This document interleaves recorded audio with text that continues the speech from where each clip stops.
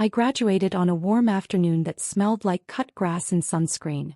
My grandparents sat in the front row, hands folded, smiling with the quiet pride that doesn't need an audience. When my name was called, my grandmother pressed her lips together, the way she did when she was trying not to cry. My grandfather squeezed her hand. I waved once, brief, and kept walking. That night, after the dinner and the polite congratulations, I drove back to their house alone. The estate sat on a gentle rise, long driveway curling like a ribbon toward a front porch that had seen generations pass through it. I knew every board, every window. I also knew how quickly people could forget what didn't belong to them. I didn't tell anyone what I was doing next. Not my parents. Not my sister. I met with an attorney the following week, a woman with silver hair and steady eyes who listened without interrupting. She read the documents carefully, then looked up and said, "You're thinking ahead." "I'm thinking clearly," I replied. We moved the estate into a trust quietly, efficiently. No announcements. No drama.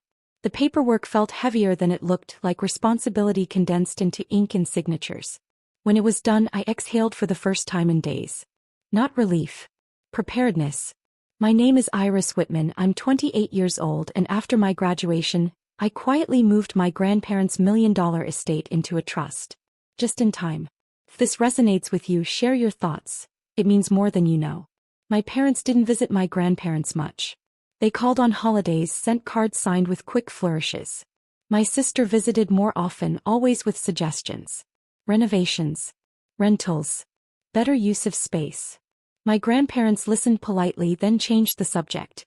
They trusted me because I asked questions and waited for answers. I learned early that patience is often mistaken for weakness by people who prefer shortcuts. 2 weeks later, my parents and sister arrived unannounced.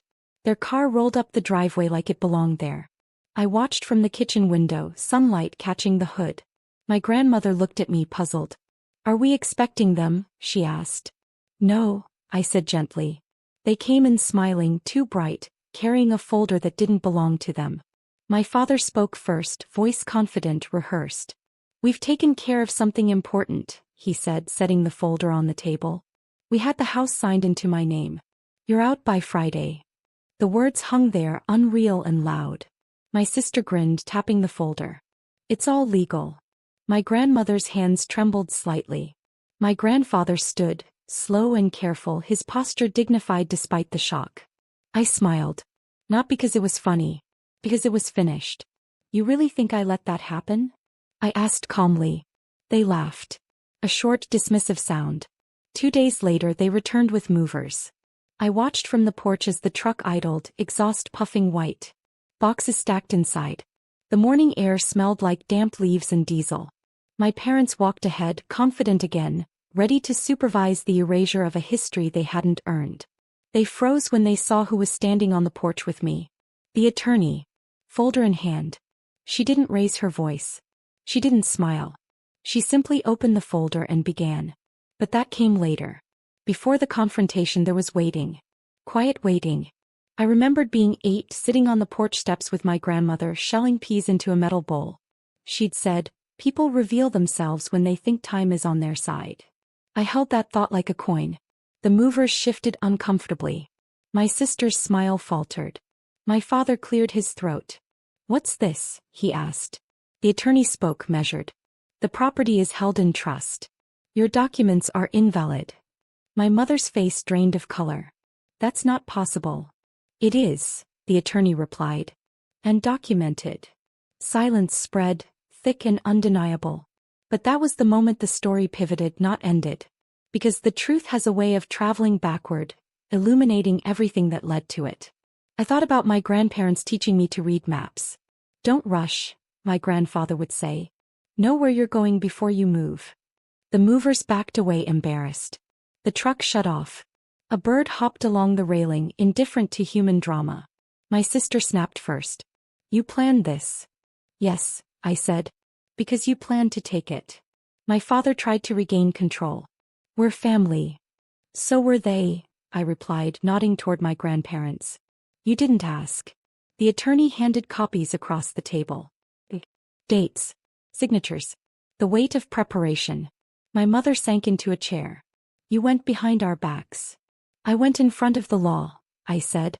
The porch boards creaked as my grandfather stepped forward. His voice was steady. You will leave now. They did. Fully. Without ceremony. Afterward the house breathed again. My grandmother touched my arm. Thank you, she said simply. I nodded, throat tight. That evening I walked the property line alone. The sun dipped low, turning windows gold.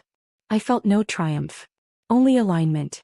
People call it revenge when you refuse to be erased. I call it stewardship. Because some inheritances aren't about money. They're about memory, intention, and timing. And timing, it turned out, was everything. The calls started that same night. Not one or two. Wave. My mother first, then my father, then my sister. Numbers flashing across my screen like an alarm that wouldn't stop. I watched it from the kitchen table while my grandmother wrapped leftover pie in foil and my grandfather locked the doors with the careful ritual movements of someone restoring order. I didn't answer. I listened to the house instead. The soft click of the thermostat, the distant scrape of branches against the upstairs windows, the smell of lemon polish my grandmother used when she was trying to calm herself. She wiped the counter twice, then again, as if a shine could undo what had happened. My attorney, Dana Reyes, stayed for tea. She sat with her coat folded on the chair beside her, posture straight, eyes kind but not sentimental. They may escalate, she said quietly. People who feel entitled often mistake paperwork for a suggestion. My grandfather gave a slow nod. Then we'll keep our answers in writing. For a moment, a memory drifted in. My father years ago standing under our porch light after a summer storm, his voice gentle when no one was watching. You're the responsible one, he'd said, like a compliment and a sentence at the same time. He'd rested his hand on my shoulder, then pulled it away quickly as if affection cost him something. Now he wanted the house. Not the history. The next morning my sister showed up alone. No movers. No bravado. Just her car crunching over gravel and stopping too close to the steps. She climbed the porch with a tight jaw and eyes that stayed bright the way they do when tears are waiting for permission. Iris, she said. Can we talk? I stepped outside and pulled the door shut behind me. The air was cold enough to make my nose sting. We talked, I replied. You just didn't like the answer. She flinched. You made us look greedy. You made you greedy, I said gently. Her gaze dropped to the porch boards. Dad thought it was what Grandpa wanted, she tried. I let the silence hold. A sparrow hopped along the railing, pecking at nothing. Somewhere far off, a dog barked once, then stopped. Did you ever ask what Grandpa wanted? I asked. She didn't answer. Instead, she lifted her chin, defensive again. So what now? We're cut out. You're not cut out, I said. You're cut off from control. Her mouth tightened. Mom's crying. Dad's furious. Dad's furious because he lost, I replied. Mom's crying because she believed him. She stared at me and for a second I saw the sister I used to share a room with. Two girls whispering after lights out, trading secrets like candy. Back then she'd promised, we'll always be on the same team. I had believed her because I didn't yet understand how quickly teams change when money enters the room. I didn't know you'd do this, she whispered. I didn't know you'd try to take it, I said. She left without saying goodbye. That afternoon my father arrived with my mother. They stood at the end of the driveway like they were waiting for permission to step onto land they'd already claimed in their minds. My father's shoulders were squared. My mother's hands trembled around her purse strap. I walked down to meet them. My grandfather stayed on the porch, silent support in the shape of a still figure. Dana stood beside him, folder tucked under her arm. My father pointed at the house. You think a trust means you can lock us out? It means you can't steal it, I answered. He scoffed. Steal? From our own parents. My mother's voice cracked. Iris, honey, why didn't you tell us? We could have handled this together. Together. The word sounded like a cage lined with polite wallpaper. You handled it, I said softly. You just didn't include the people who actually own it.